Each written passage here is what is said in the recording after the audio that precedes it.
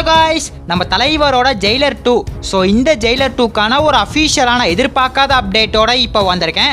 So அந்த update என்னன்னு சொல்லிட்டு பார்க்கறதுக்கு முன்னாடி நம்ம தமிழ் சினிமாவிலேருந்து வர அப்டேட்ஸை அதிரடியாக நம்ம சேனலில் இறக்கிட்டு இருக்கோம். ஸோ சேனலை செக் பண்ணி பார்த்துட்டு பிடிச்சா மட்டும் சப்ஸ்கிரைப் பண்ணிருங்க. ஜெயிலர் 2 1.5 வருஷமா நம்ம நெல்சன் இந்த படத்தை பயங்கரமா எடுத்துட்டு இருக்காரு. சைலண்டா பயங்கரமான சம்பவத்தை பண்ணிட்டு இருக்காரு போல.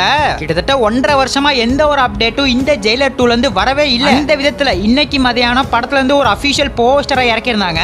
இன்னைக்கு ஈவினிங் 6 மணிக்கு ஒரு தாறுமாறான அப்டேட் இருக்குன்னு சொல்ற விதமா அந்த போஸ்டர் அமைஞ்சிருந்துச்சு. சொன்ன மாதிரி ஈவினிங் 6 மணிக்கு அந்த ஒரு அப்டேட்டை வேற லெவல்ல இறக்கிட்டாங்க.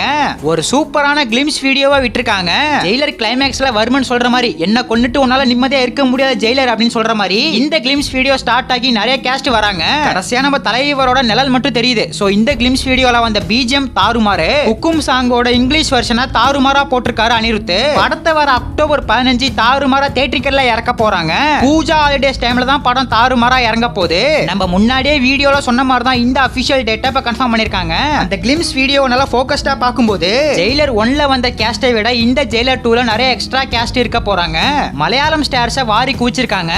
அதுலயும் சுராஜோட அந்த ஐ ஷாட் தான் தாறுமாறா இருந்துச்சு. வருமனோட ஆளுங்களா தான் முக்காவாசி பேர் வர போறாங்கன்னு நினைக்கிறேன். நெகட்டிவ் ஷேடில் 4-5 வில்லனை நம்ம எதிர்பார்க்கலாம். அதே மாதிரி கன்னடா சூப்பர் ஸ்டாரான சிவராஜ்குமார், சோ அவருமே இந்த படத்துல ஒரு முக்கியமான கேமியோ ரோல்ல வர போறாரு. மோகன்லாலும் கேமியோல இருக்காரு. எல்லாரையும் தாண்டி பாலிவுட் ஆக்டரான ரித்திக் ரோஷன், சோ அவர் தான் மெயின் கேமியோவா வர போறாரு. ஜெயிலர் 1 கிளைமேக்ஸ்ல எப்படி பயங்கரமா எல்லா ஆக்டருக்கான சீன்ஸையும் கனெக்ட் பண்ணிருப்பாங்க.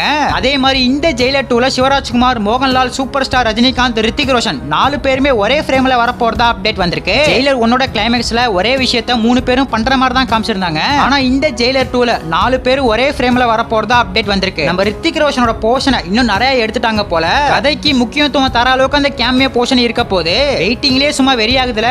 அதே மாதிரி தான் எனக்கும் வர அக்டோபர் 15 என்ன குக் பண்ணி வச்சிருக்காங்கன்னு தெரிஞ்சிரும். அக்டோபர் 15 கண்டிப்பா ஜெயிலர் 2 வந்துரும். அந்த டைம்ல அதே டேட்ல இறங்கறதா இருந்த தனுஷோட ஓம். சோ அந்த படம் என்ன ப்ரோ ஆக போகுது அப்படின்னு கேட்டா அந்த ஓம் மூவி கண்டிப்பா மோஸ்ட்லி போஸ்ட்போன் ஆக தான் வாய்ப்பு இருக்கு.